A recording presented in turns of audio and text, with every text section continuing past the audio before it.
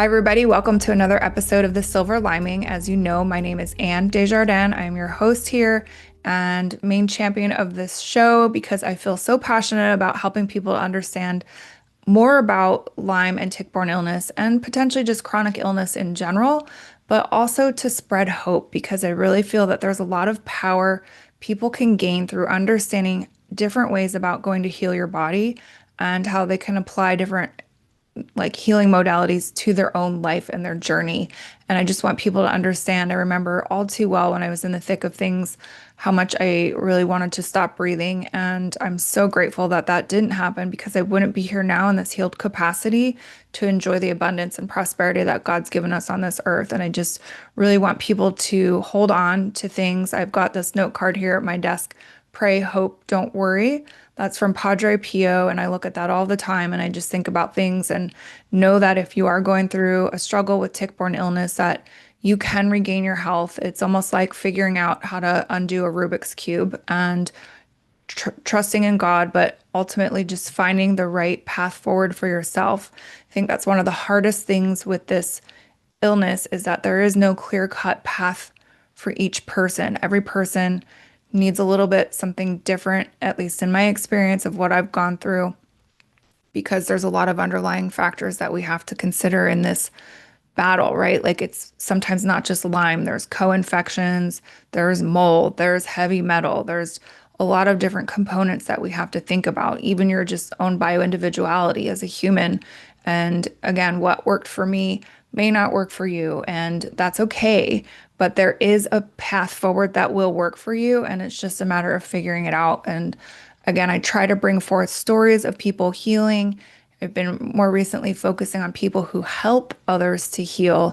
And I just think that's such a beautiful thing and a beautiful gift to give to people. I myself am trained in some different modalities to help people, but my guest today is someone who's a doctor of naturopathy. She's a certified wellness coach and a bioenergetic practitioner, which I think is something that's becoming a little bit more mainstream. But a lot of times, for those of us who are left to figure out how to fix our own bodies, we are already steps far ahead of the regular medical community on things like that and knowing the importance of some alternative options and some holistic options. But my guest today is Cristina McMullen, and she's joining us from Georgia. I'm really glad to have you here as a guest and for you to share your time with us. She's been actively working in the field of alternative healthcare since 2005. And from a young age, Cristina has had a strong desire to learn everything there was to know about the body and how to heal it naturally. She began attending Everglades University, graduating Magna Cum Laude with a BS in alternative medicine. Kudos to you. And then she became a certified wellness coach through the International Association of Wellness Professionals. Finally, she earned her Doctorate of Traditional Naturopathy from New Eden School of Natural Health and Herbal Studies, completing her dissertation on the complex pediatric neurological diagnosis of PANS and PANDAS. And again, this is something that I know a lot of times goes with Lyme and tick-borne illness, although I do believe that you're going to be my first guest to actually ever really shed some more light on this complex topic for us. And again, I don't think I had it, although when I look at it specifically as to what it is, I'm like, maybe I had some of this. I'm not sure. So, welcome to my show, Cristina. Thank you for being here, as I said. And if you don't mind, could you just share a little bit more with us about yourself, your practice, what you're doing, and then we can get more into the specific complexities of PANS and PANDAS and really what that looks like. Yeah. First of all, thank you for having me. I'm really excited to just have this conversation and just shed more and more light on the actually still pretty heated and debated health conditions that are pandas and pans, and yes, how they do relate to so much of tick-borne infections and other illnesses. But yeah, I fell in love with alternative natural healthcare really in high school still. I was kind of never really, even as a kid, just going to the doctors and hearing what they had to say and the treatment modalities of different things. It just never set well with me. So when I was first introduced to this whole world, I was hooked immediately. So straight out of high school, kind of looking for what do I want to do? looking for degrees, which was kind of hard enough in and of itself, just because mainstream education doesn't always teach, nutrition as the core of health and herbs and things like that. But in the midst of trying to kind of figure out education, I feel like I was extremely blessed to essentially kind of stumble upon Longevity Health Center, which is actually the practice that I still work for today. I've been there for coming up on 19 years now. Wow.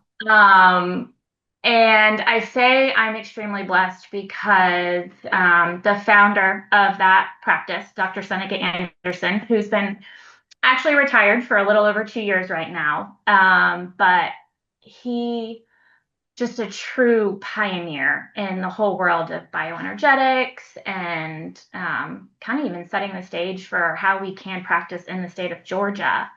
But even way back then, almost 20 years ago, he was so in tune with Lyme's disease and tick-borne infections. And from the first day I stepped in and started working in that practice, I mean, I would say well over half of the people that we saw day in and day out, ultimately it came down to Borrelia, Bartonella, Babesia, Rocky Mountain spotted fever, mycoplasmas, and then, a lot of the common other non-tick-borne co-infections of Epstein-Barr and Candida and heavy metals.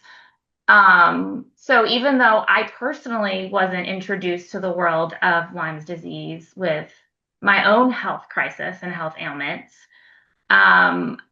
it's been a huge part of my life since I was even before 20 years old. I mean, I was 19 years old when I started working for him.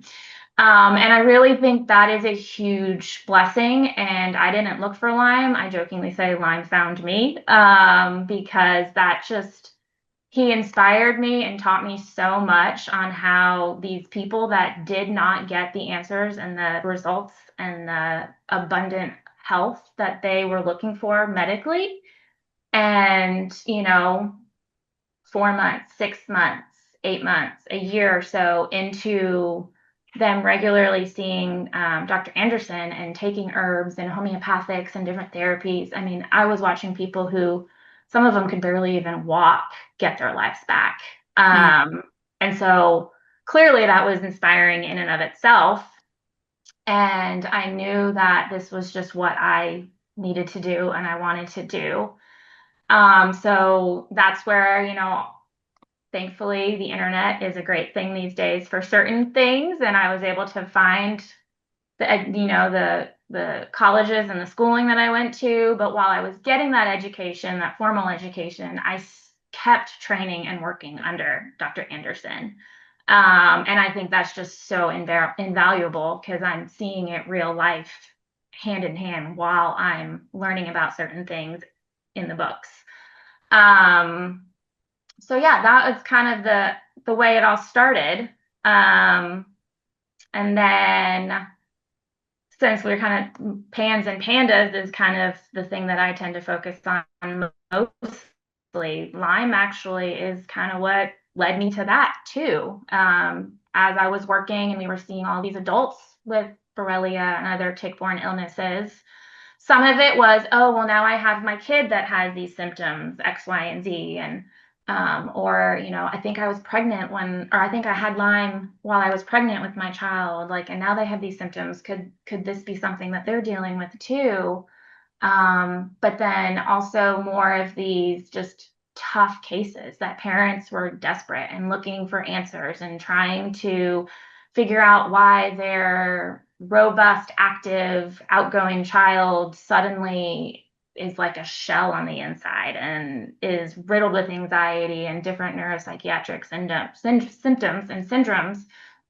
And so we would get a lot of those kids too. And this was even before there was official, PANDAS and PANS diagnoses.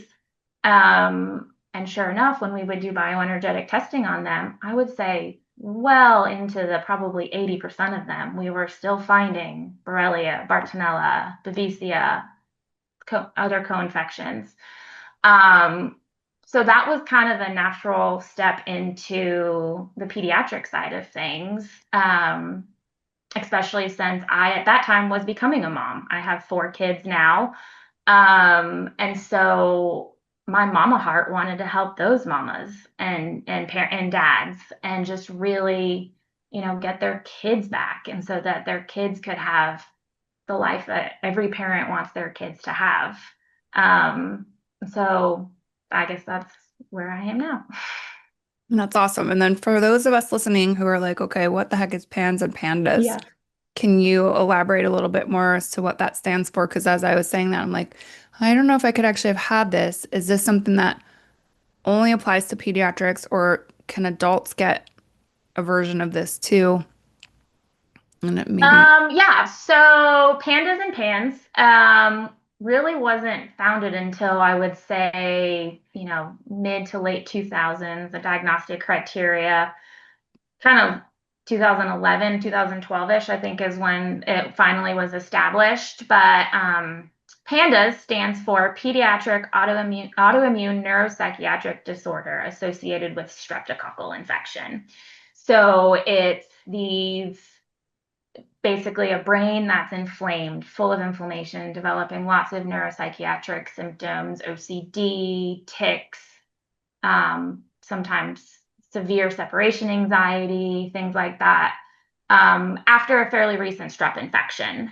And then PANS is kind of a more umbrella statement or disease or diagnosis, stands for pediatric auto onset neuropsychiatric syndrome. So not necessarily tied in with strep, which obviously if people that are listening can kind of connect the dots, that's for us where a lot of other underlying infections like the tick-borne illnesses can be at play that could be in the system causing a lot of these neuropsychiatric symptoms, which I think in adults is kind of like the neuro Lyme world, yeah. of, OCD, rage, all sorts of different psychiatric symptoms. Um, and yes, the diagnostic criteria is typically under 12 years old to get an actual PANDAS and PANS diagnosis, but clearly people get slipped through the cracks. And so, yeah, especially since it is a fairly recent diagnosable disease, I think there are a lot of adults walking around that, do or did at least struggle with what would have been a very diagnosable PANDAS and PANS disorder for Okay. sure. And is there so is there like ANS or like adult neurological is there Not really. No, I mean, the diagnostic criteria, which I mean, there's a lot of still controversy around the diagnosis in general because sadly, there's no like there's no one simple test to run. It's based off of the practitioner and it's a clinical diagnosis of what they see. Do we fit the descriptions of sudden onset of symptoms or extreme food restrictions or verbal or motor tics, handwriting changes? So it's kind of up to the practitioner's discretion to actually truly diagnose. And then, I think some of the limitations for an actual diagnosis are the age groups. It's pediatric, so it's under 12 years old, which is probably where a lot of in adults you could potentially say neuro Lyme is in some essence kind of what you're looking at is more of an adult untreated PANS or PANDAS type picture. Okay, thanks. And then what would treatment really look like for someone? So, well, I guess let's back up too. It's like you mentioned some of the symptoms. So, if I'm a parent and my kid all of a sudden has changed drastically, would this be like the first thing I should look at? Is this sort of a secondary thing? Are there other things that this can get confused with in terms of a diagnosis? So the very classic textbook picture is a very sudden onset. Like your kid goes to bed, fine, no worries, no concerns, and then they wake up and they are riddled with anxiety, or they have to wash their hands repeatedly over and over again with some OCD, or they are terrified of leaving the house and won't go anywhere without their mom or dad. And they'll attach onto someone with this just very irrational separation anxiety. Or a lot of them will end up start talking about like kind of really scary and intrusive thoughts. Death somehow can be a very common thing that they express, like, it's not really my thoughts, but like I keep getting these thoughts. And thankfully, they don't seem to really act on them per se, but most of this just comes on just out of the blue. There does seem to be sometimes a little bit of like a waxing and waning of symptoms. Say your child does have strep throat or the flu, and we're all going to be a little clingy and feel crummy when we don't feel good, but it just kind of seems to lag, or things just don't seem quite right. But then we kind of improve, and then eventually we do still see a pretty drastic overnight shift. It could be 6 months later, it could be a few years later.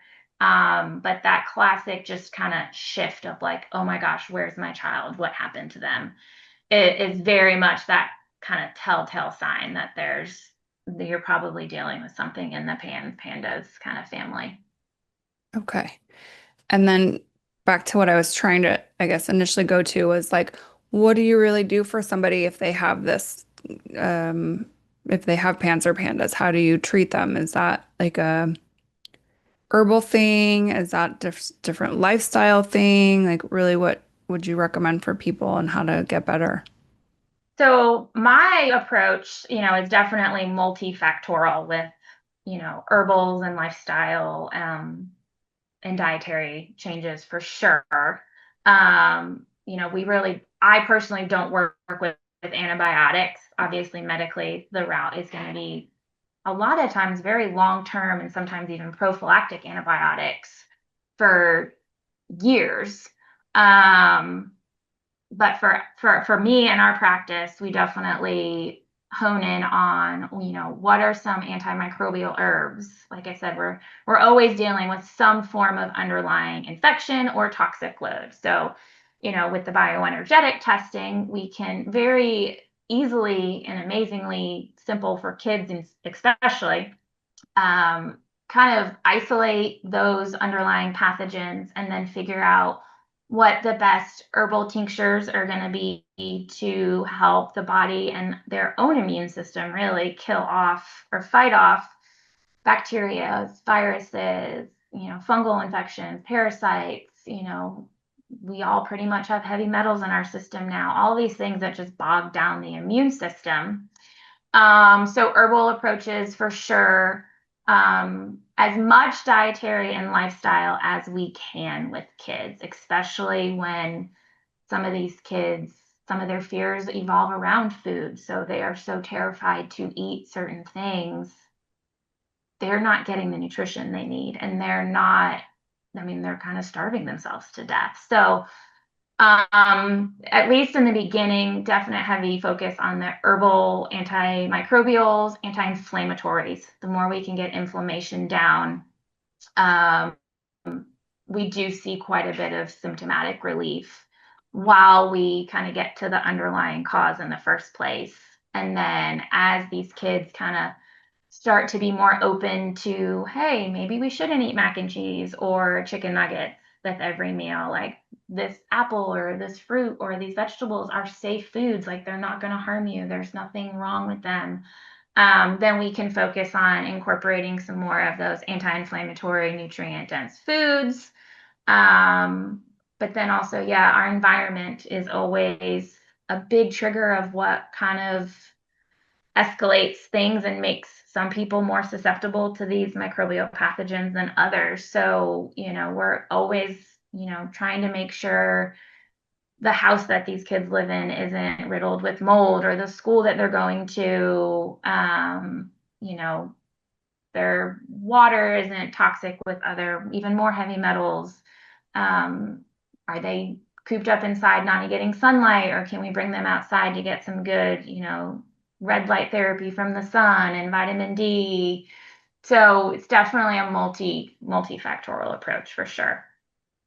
I think that's important because you're really treating the whole human, not just like a specific um, symptom set. Or again, it's like body, mind, and soul is usually involved, especially in, I think, more of chronic and complex illnesses. It's not just a physical manifestation, and you just really have to work through some of those different underlying factors. And I know mold. I just finished a course on mold and SIRS, and I really have a new appreciation for it. And again, doing this podcast, I would say I've probably had at least 60% of my guests had mold challenges.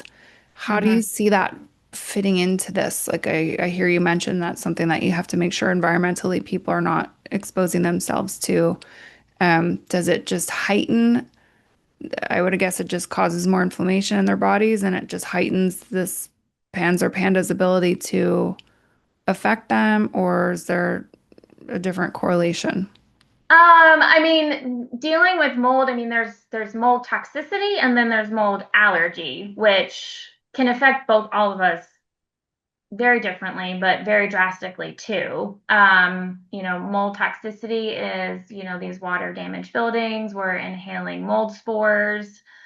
And mold, kind of its purpose in life is to break things down. So as it's in our system, it's breaking down our immune system, it's breaking down our cellular function. So, that's kind of the biggest concern there. And, whatever else somebody's body might be dealing with, mold's um, a huge thing that makes healing so much harder. Yeah. And then, especially when we're dealing with more autoimmune conditions, which is what PANDAS and PANS is, the allergies can be just as big of a problem. They might not necessarily be living in a moldy home, but I mean, I live in Georgia, so the humidity and the moisture outside is insane right now. So the mold count is very high. So these kids that already have their immune system kind of on haywire, you go outside and you breathe in or you're exposed to some of that mold in the environment, and that immune response goes haywire as well, and so it just exacerbates things slightly differently, but it still definitely adds to that inflammatory cascade that just complicates things 100%. That's helpful to understand. Thank you. And then you mentioned about bioenergetic testing. Mm-hmm. What is that exactly for people who are trying to figure out, okay, what's she talking about here? Yeah, it's very different from labs and blood work and all of that, which the kids love because there's no finger pricks or blood draws. And, I turn into like the fun doc because I'm not poking and prodding at them like other people have.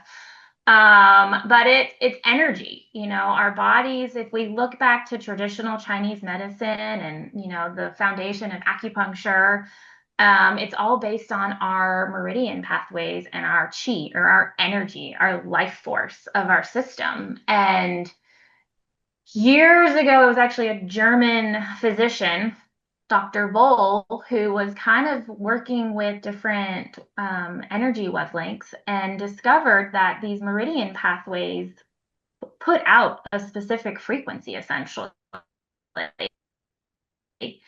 And kind of over the years, it was discovered that, our health, and if I tell you a healthy, vibrant person is going to have a given electrical output essentially, but then different stressors, pathogens, viruses, heavy metals, environmental toxins, all of these things weaken that chi. And so as we test with an electrical meter, essentially, we can kind of narrow down and pinpoint, what stressors are dampening and weakening the chi or that life force in our system and kind of where that is.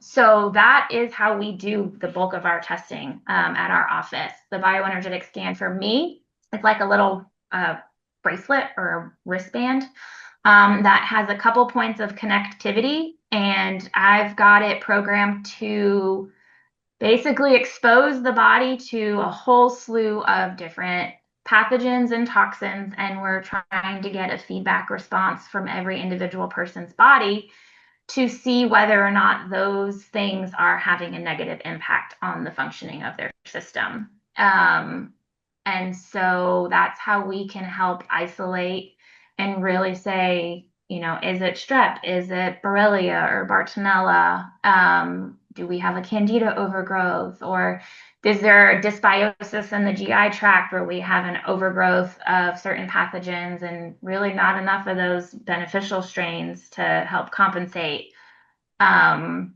We can look at potential nutritional deficiencies and see if the body's kind of almost screaming like, yes, please give me more magnesium or give me more B vitamins. And then kind of rounding it all out, we always look at food sensitivities too, because those inflammatory foods can kind of be more fuel to that inflammatory fire. So trying to not just blanketly treat everybody the same way and say, oh, well, gluten's bad for most people, so everyone needs to come off gluten, or dairy and all of these things. We can really individualize protocols and plans for people by really tapping in and seeing what truly is impacting them and what their bodies really do need for optimal function, so that their immune systems can take on the role of fighting off what they need to fight off. Cool. And how long does something like that take? So the scans, I mean, we definitely don't rush with our patients. We schedule at least 45 minutes with everybody. The scans themselves, 20 minutes or so. I can go a little bit faster. Most of the time I like to look at things as I go. But again, with kids, sometimes they're just not having the day where they want to sit around. So, I mean, if I have to, I can get a scan done in probably about 10 minutes. And then I can go back and kind of look at everything. So it's a lot of information in a relatively short period of time. Yeah, wow. And would you get results immediately, it sounds like? Yes. Yeah, Yeah. as soon as the bioenergetic machine finishes scanning, within 10 to 15 seconds, the report is up on my screen. So it's Wow. very immediate.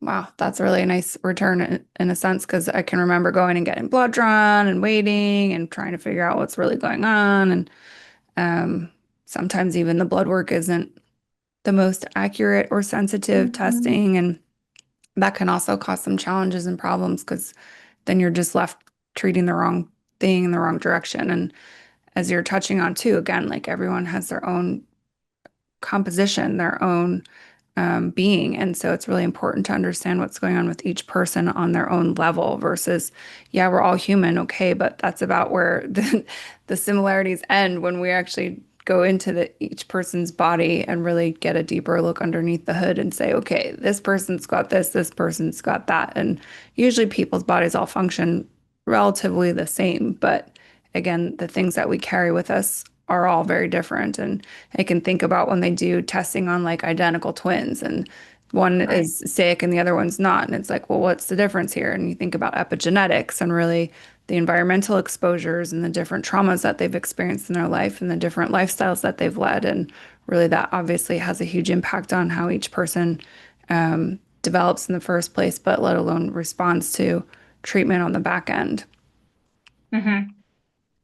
What else should people know about this when they're thinking about pans and pandas? Is there something specific to keep in mind, or is there like encouraging words that you could share with parents who are struggling with children affected by this?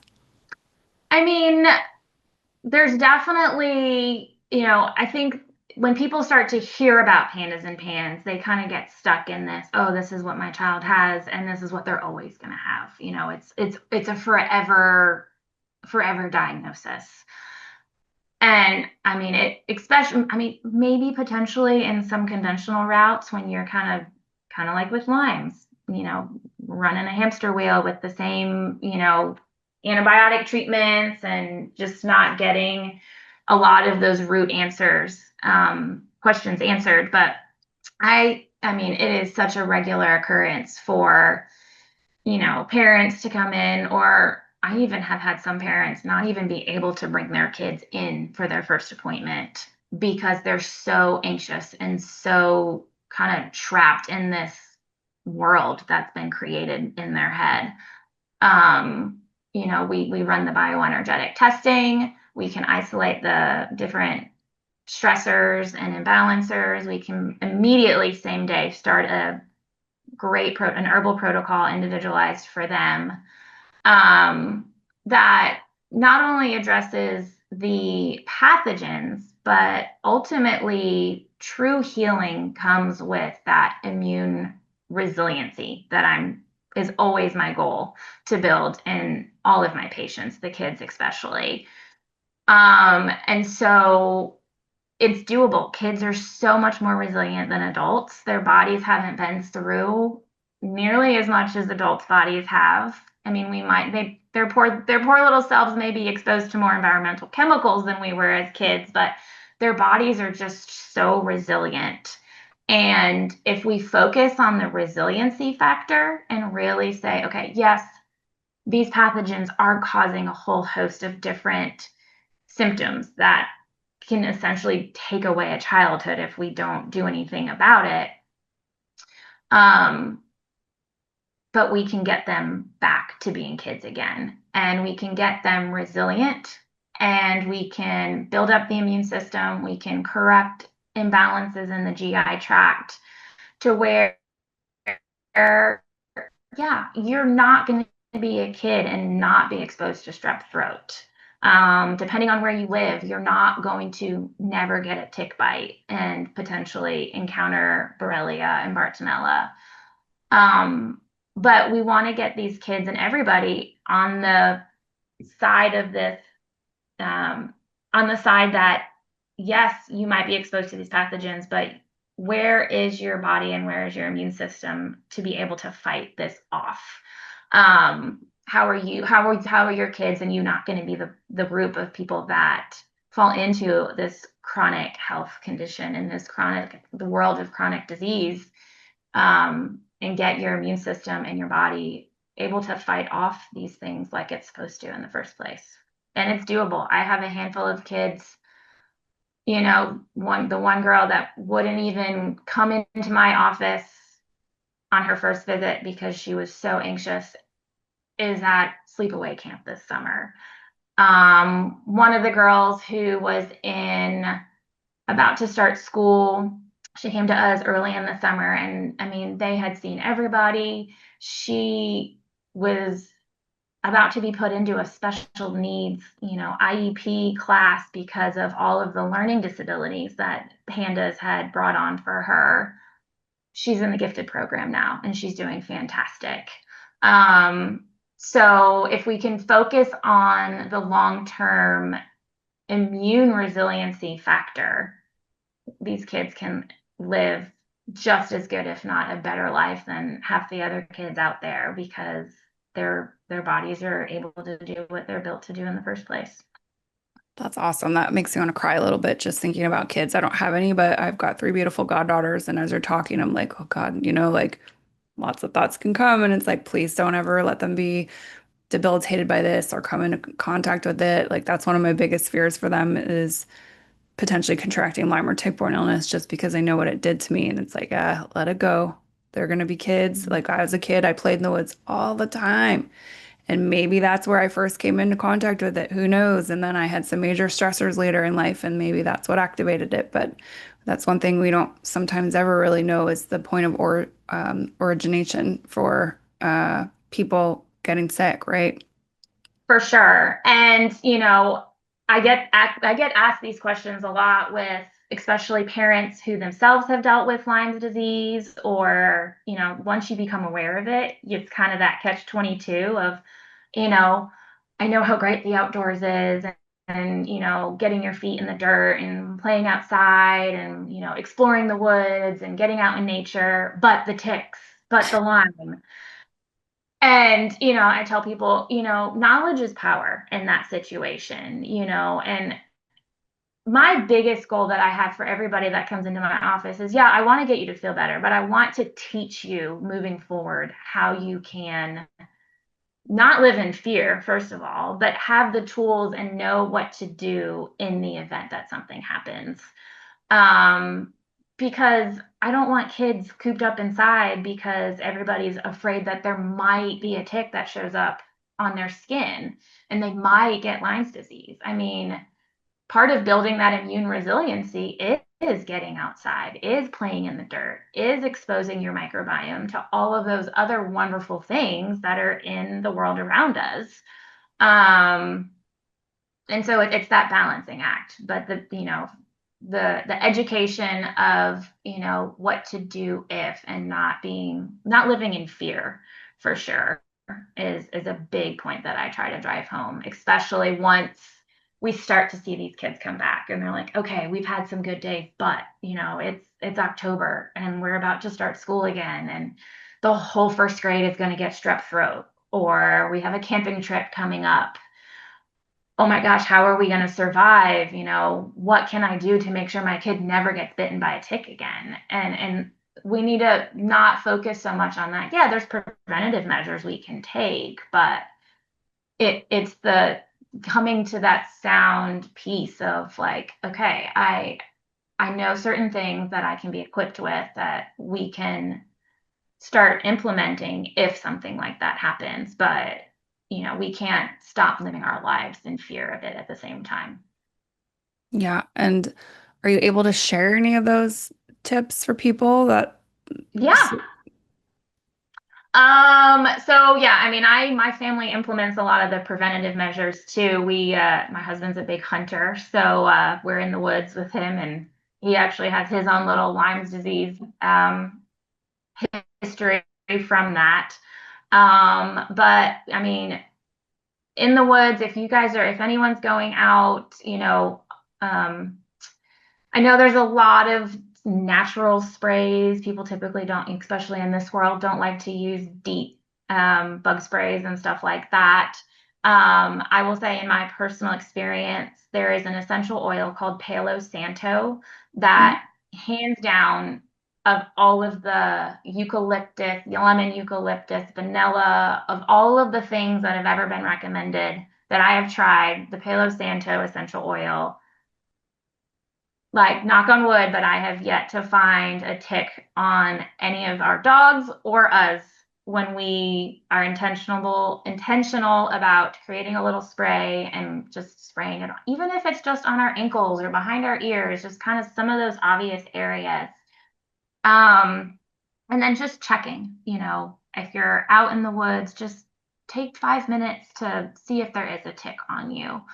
If you do happen to find one, hopefully it's still crawling on you, but if it has embedded, I mean, I know there's certain places that you can send a tick off to just to see if that tick actually has an infection in the first place, but still takes time though. And really, time is kind of the essence when we're dealing with Lyme in particular, especially trying to prevent any sort of long chronic Lyme picture. So I am always carrying around some of my favorite herbal antimicrobials, homeopathics. Homeopathic ledum is really great for puncture wounds, and tick bites is one of those. There are two potencies that I like to carry around or have in my little camping spot.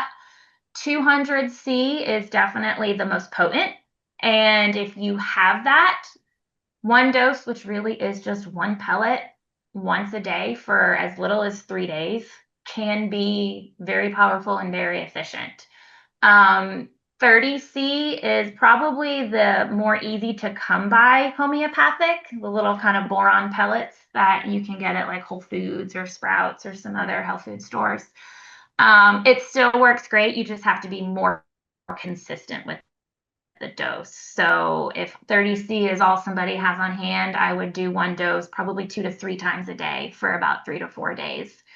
And that's just it's been shown to be a great way to help kind of halt any particular issue or infection from a puncture wound like a tick bite.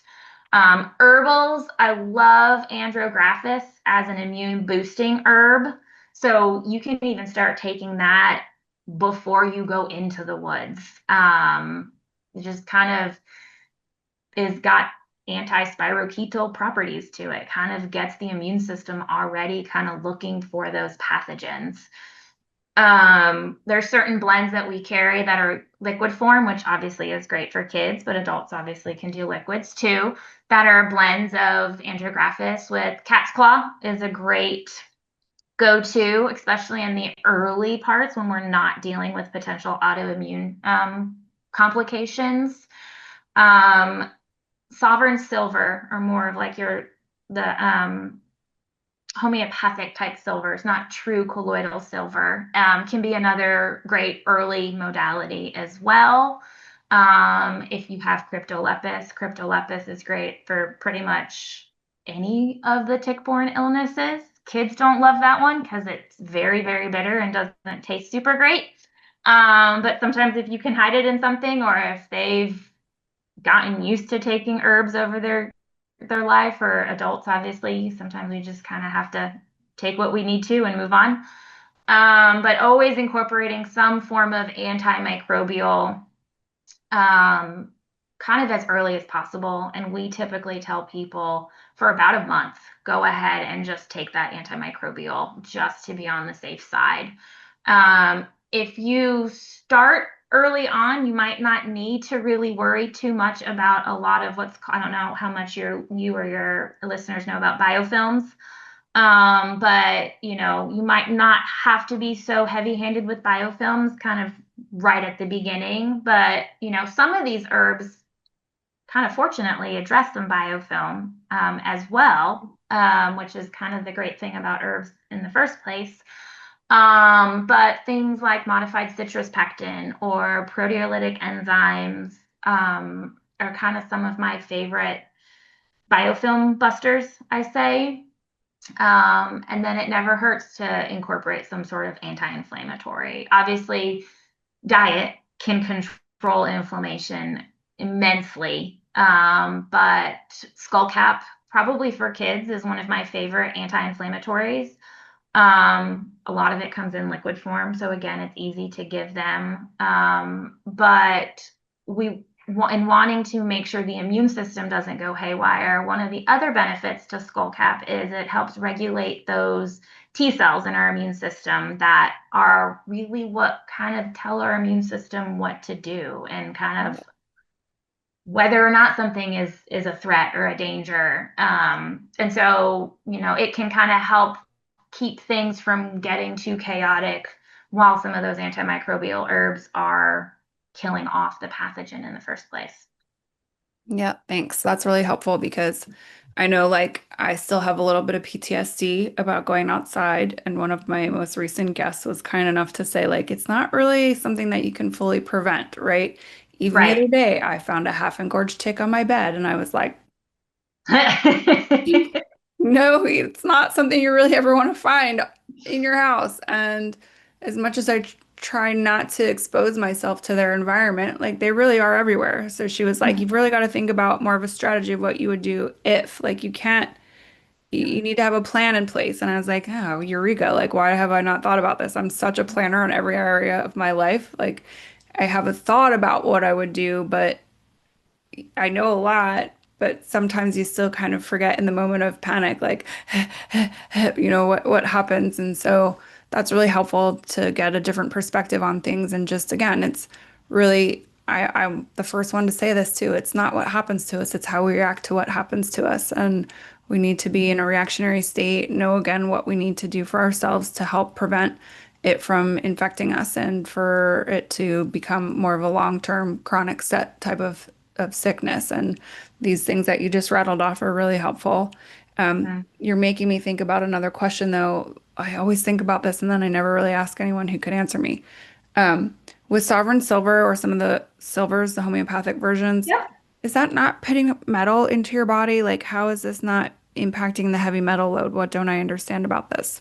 So, it's definitely not something I want people to take like year in and year out. Like, I don't know if, gosh, he hasn't, this story was years ago, so I don't know how much people really remember about there, but there was, I think, a man out in Arizona somewhere where he would take silver every single day for over a decade, and it turned his skin a bluish color.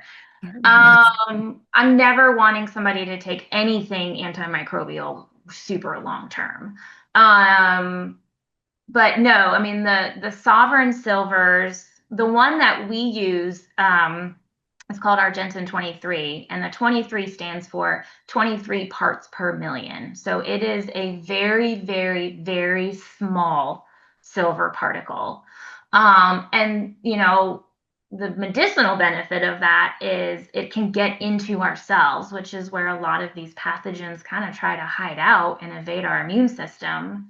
But from a toxicity standpoint, it also doesn't stay in our system very, very easily either. So, um, if we've got our detox pathways open and we're working, making sure our body is flushing out toxins, um, which I mean, our kidneys flush out herbals. I mean, they're chemical substances. Then I've never witnessed, and I don't see any concern with someone being on a silver product like that for even probably up to a year or so. Yeah. I haven't seen the toxicity at all in the 15 plus years I've been personally prescribing it or recommending it to people. Yeah, thanks. That's helpful because again, my brain often will think of that question and then it's like, who do I ask about this? Like, I just want to be clear if I'm trying to get metal out of the body, why am I putting metal back in the body and how does that really work? So I appreciate you clarifying that point a little bit more too. And then, can you talk about some ways to promote detoxification? So I hear Yeah. you saying like detox pathways need to be open. Yes. How do we do that? Um, yes, this is probably one of my other favorite topics. So really, and some of this kind of stems into what you were saying with like, not having a plan and kind of being worried. The biggest thing that's going to probably the first thing that's probably going to block our ability to detox is stress. Um, you know, if our body is in that sympathetic fight or flight state, those detox pathways, the body's like, we will deal with detoxification later. We have an immediate threat that we have to deal with. So I know it's always easier said than done, but the more we can help get out of that fight or flight state before we even address the toxic burdens and how we're going to heal from all that, the more efficient the whole process is going to move forward. So, I mean, supplement wise, there's always, adaptogenic herbs, ashwagandha, rhodiola, mimosa, a bunch of different things, licorice root. But I'm also a very, very big fan of different like heart rate variability apps that, help coach people, especially kids. It's very easy to kind of put a little app up and kind of have the kids do series of deep breathing exercises to get them out of that anxious fight or flight state. Um, you know, when there's inflammation, a lot of times there's an imbalance in the GABA in our brains. And so, helping to support those neurotransmitters with some L-theanine to kind of get into that calming, get out of that fight or flight. Emotional freedom techniques, things like that. My first, I always want to try and help calm the anxiety and calm the fear down so that the nervous system and the immune system then is in the right state to then be able to detox in the first place. Then moving forward, yes, I mean, the liver and the kidneys are kind of our main internal detoxification organs. The skin is definitely another big avenue. So making sure we have all of the requirements our bodies need for optimal functioning. So nutritional scans, trying to see if they have ample amounts of B vitamins, or are we, if the kids or adults don't mind vegetables, are we eating enough of those cruciferous, sulfur-rich vegetables like broccoli, cauliflower, Brussels sprouts, onions, all of those lovely, yummy vegetables, so that our bodies can actually produce the master antioxidant glutathione that our liver needs to actually process things. Are we staying hydrated? Are we drinking enough water? Are we getting the right minerals so that our cells can actually absorb that water and stay hydrated so that the kidneys can filter those water soluble toxins out? This one can be tricky for a lot of people just because I think our diet are a big hindrance to our bile flow and our production of bile in the liver and gallbladder. Bile is actually one of our body's internal binders, if you want to think of it that way. So, especially if we are eating a very high sweet, sugary, carby type diet with lots of, unhealthy inflammatory fats, we're going to be clogging up those bile ducts. And even if our body is trying to move toxins through the liver into the intestines to be dumped through our stool, it's going to get stuck. And then that's where toxins recirculate in the bloodstream. So eating those bitter vegetables, those bitter herbs, dandelion, artichokes are fantastic. Fortunately, apples are great too, which is an easy one for most people. Lemons, but really focusing on making sure that whether it be our diet or supplements or even teas or drinks, I'll tell parents to make dandelion tea with some honey or something like that for kids, or nettle tea for some inflammation support. Getting those foods and supplements in to just make sure that bile flow is happening, so that as those toxins are going into the liver, they're attaching onto the bile, and then our bodies naturally through the digestive system will excrete those toxins out. For kids and adults, but kids love baths. So magnesium sulfate is Epsom salt. So Epsom salt baths not only have that calming magnesium effect, which can help with the adrenal fight or flight sometimes, but again, it's a sulfate. It's a sulfur-based magnesium. So I know it sounds crazy, but your skin can actually absorb up to 2 cups of liquid sitting in something for 15 minutes. So a 15-minute bath, and you can absorb 2 cups worth of bath water. That if it's got half a cup to a cup of Epsom salts in there, you're giving your body some of those sulfur-rich compounds to then help with liver detoxification. And then saunas are always, or just sweating. Adults tend to prefer saunas. I mean, it's safe for kids to go in a sauna. I never am going to crank it up to 170 degrees Fahrenheit like I will for, an adult and have them sit there until they're profusely sweating. But, I have a little sauna at home, and even my 5-year-old jumps in there from time to time, put it at about 110. And once she says she's a little sweaty, I take her out. But fortunately for kids too, I mean, they're typically pretty active. They're outside, they're playing sports, they're running around in the neighborhood, like just sweating in general. In Chinese medicine, actually, the skin is called the third kidney. So it's a huge, huge avenue of elimination, and just getting moving, which also helps improve the lymphatic flow, which is the body's huge highway for toxins in the first place. So the getting the body to detox, I think sadly the hardest part is getting out of that fight or flight state. And then we can kind of level-headedly say, okay, what are some therapies and modalities and lifestyle things that I can do paired with some dietary changes, or focusing on what foods I want to add. I think especially with kids, instead of focusing on, oh, you can't eat this, you can't eat that, but these foods are the foods that are gonna be really helpful for you. And these are some ways that we can incorporate them into your diet, so it doesn't even feel like you're changing too much per se, but it's going to have a profound impact in just how your body functions and how it can actually eliminate these things that are kind of gunking up the system, if you want to kind of say it that way. Yeah. And so I've got 2 more questions that you're making me think about. One is, I heard you say a little bit about, but how do you really shift out of fight or flight mode? And 2, how do you feel about an alkaline-based diet?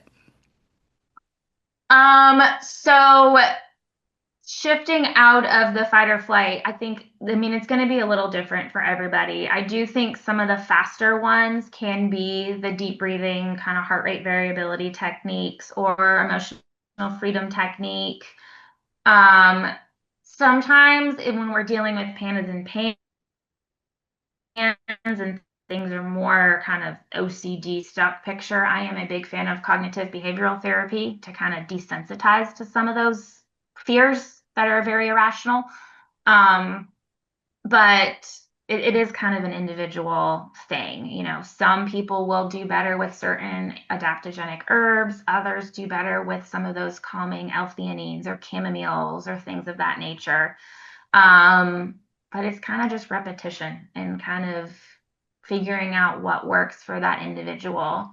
Um, Vagus nerve exercises can be helpful too. Humming, chanting, singing, switching the water at the end of a shower or a bath to cold for 10 to 15 seconds, kind of that cold shock therapy. Doesn't have to be super long, but that'll help kind of reset the vagus nerve. And a lot of times can kind of help get people out of that fight or flight state. And then alkaline diet. I mean, I definitely think the body works best when each part of its system is in its ideal pH. That's going to be different for each part of the body.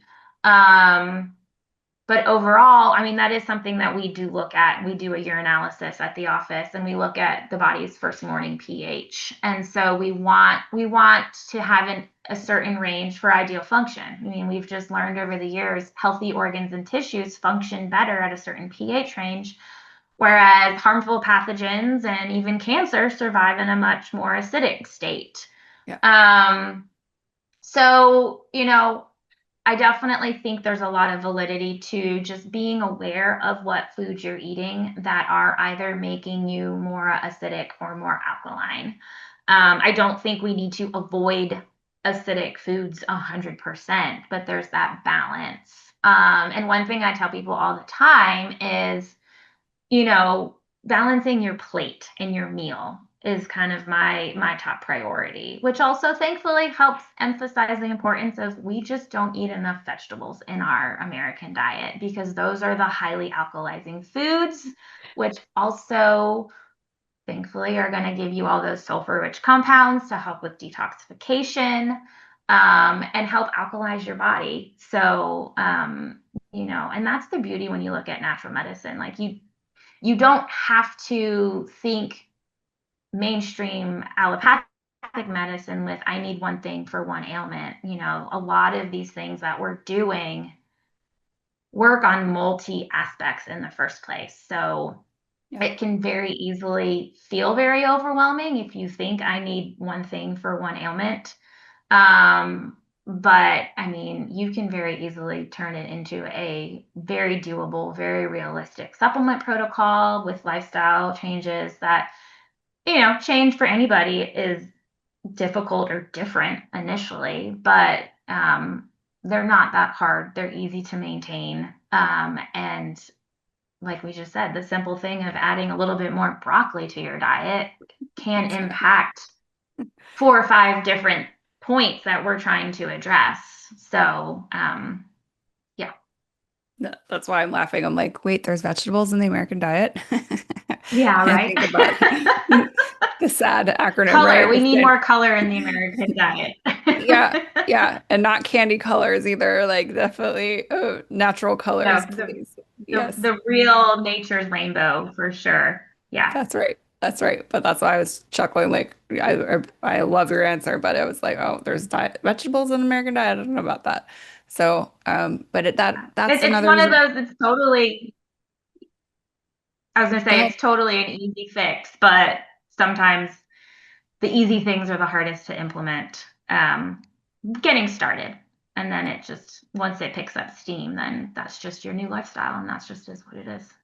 That's right. But I think a lot of times we're trained to, as a society, to look to pills, like a medication from the pharmaceutical company to fix our problems. And we're not taught to think about things like nutrition and Mm-hmm. just how great of an impact they can really have. And that's why I really have come to appreciate holistic medicine, just because it does look at things like that. Like, and it gets to the root cause. It's a very usually easy fix. Hmm. Low cost. I mean, we think about financially, like this is more of a low cost thing that you can do for yourself. Just start to diversify your diet and what you're putting into your body. Your nutritional intake plan needs to shift a lot of times. It's a great place for people to start just to get a better foundation in place for themselves.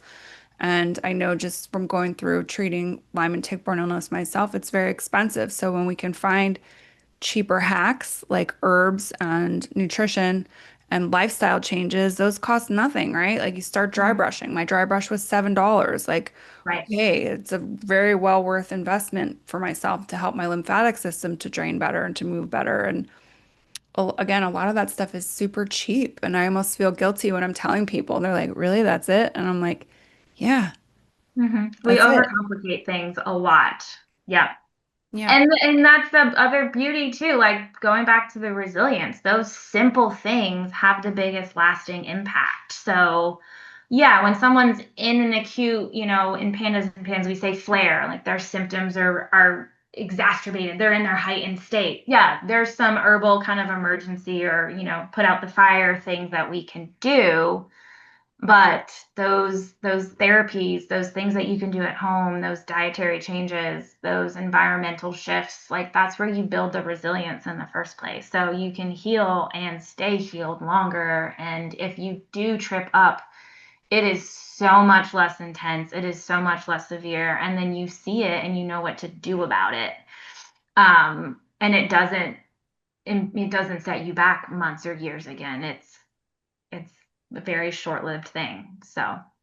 It's another way that I keep trying to remind myself with my own fear, right? It's like I have a Mhm. much broader tool base now. Like I can fix myself a lot more quickly. It's not going to be another 7 years that I go trying to figure out Mhm. what the heck is wrong with me. Like I understand my body so much better and I'm so much more in touch with myself. And again, I have so many more tools that it's like, ah, all right, I can, if it ever happens again, knock on wood that it never does. But if it does, Yeah. um, I know how to contend with it a lot better. And again, simple things like making sure you get enough sleep, making sure you're Mhm. getting some fresh air, moving your body. And I know for some people they've countered to me like they can't move, but I think ultimately everyone can move their bodies a little bit, even if it's just with some breath work, right? Like you don't actually have to Mhm. physically move your body. You can do that breath work. And again, that just helps to open up self and to create more life force and more chi within ourselves. And that then ultimately will snowball into something else and unlocking another level, basically, and allowing yourself to keep going and expand from there.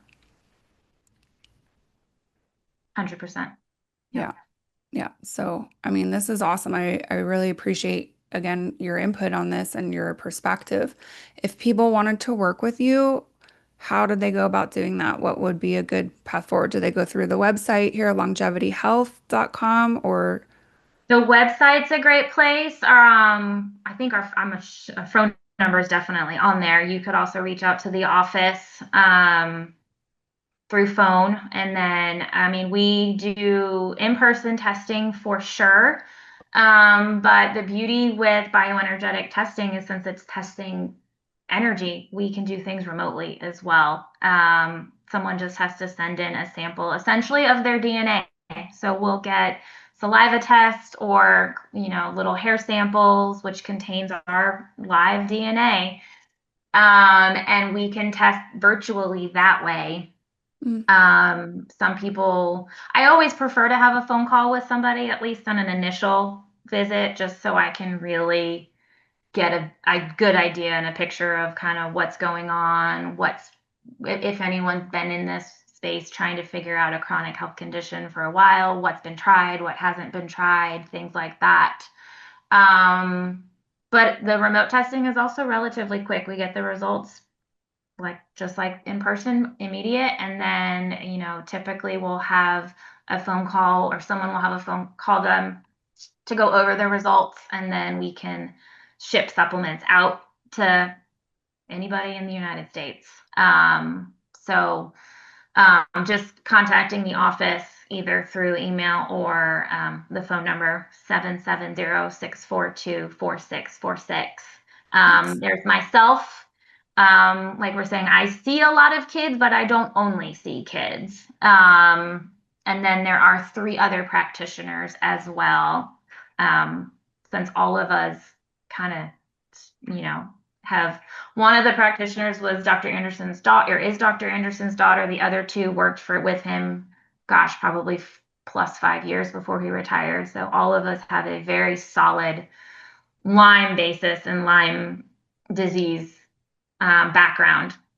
And then if there's other kind of little ailments, we kind of all tend to have a little bit of our specialty with pediatrics and PANDAS and PANS being the one that I've kind of honed in on. So there's lots of options, whether someone's trying to come in person or do something remotely with us. Yeah, perfect. Thanks. I appreciate you covering that because I know I do have listeners from all over the world. And as I had mentioned earlier, it's like, I don't know if that's a good thing or a bad thing. I don't want people all over the world to be struggling with this, but I am grateful that there's the ability to reach out to a resource such as yourself from all over the world. Oh yeah. And I would ask too, I think you had maybe the caveat that you could ship herbs just to the US. What if I happen to be like in Canada or I know we've done overseas? it very infrequently, but there are ways to get things to people. That's just not something I have personally done, but I know we have done in the past. So it's doable. Okay. And I would Mhm. imagine too, you can always at least maybe make the recommendations and then they can Right. contact At the you. very least, good old Google and stuff. And Yeah. a lot of companies that we work with only work with health professionals to try and maintain the quality of their ingredients. But Yeah. some of them are open to the public. And then, if someone's obviously unable to get certain products, I mean, my ultimate goal is to get them feeling better. So there are other supplements out there that we can make recommendations for 100% that they can get their hands on and start to feel better. Yeah, awesome. That's again very comforting to know that. And um, I'm just I'm like thinking about all the fun things that you taught me. One in particular is that the skin can absorb 2 cups of water in the bath, and it's like I had no idea about that. I know that the skin is our largest organ, but I didn't realize. I've seen different demonstrations on how quickly the skin can absorb, like say chlorine, and it's like Hmm. like I never want to go in a pool again after seeing how fast that happens. But I didn't understand exactly how much it could actually suck up. So that was great. And again, just going through more specifically what PANS and PANDAS is and really how that impacts people. And again, being more of a holistic practitioner myself, some of the stuff that you talked about, I know, but I'm really grateful for you to spell it out so clearly for people to understand like the detox pathways and how to help themselves and a different plan to have in place for themselves if they happen to come into contact with a tick. And what do you really do? And what would be some good herbs to throw yourself onto so that you're keeping that immune system robust and functioning highly before something can sink its teeth into it and cause more problems for them in the long run. So this has been very insightful and I really do appreciate you. And I think about children and how hard that would be to see them in a non-well state. And so I'm grateful for people like you who are able to be strong enough to see them that way and to help them to regain their lives and to get back from not being able to even come into your building to being fully thriving. And, kid goes from struggling in an IUP to going to a gifted program. Like that's a miracle, right? Like that's really something that's quite profound that you're able to give as a gift to this world. So thank you for that. And I will applaud you to keep going with your career and see where it takes you. And I'm excited for listeners to hear this and to get some of this energy, information and understand that there are ways that we can use energy very simply to help the body to heal. Because ultimately, everything is energy. And this is Hmm. really, in my opinion, where healthcare needs to look in this direction, as opposed to taking a pill or antibiotics that completely disrupt the gut biome and cause a lot of problems long term as well.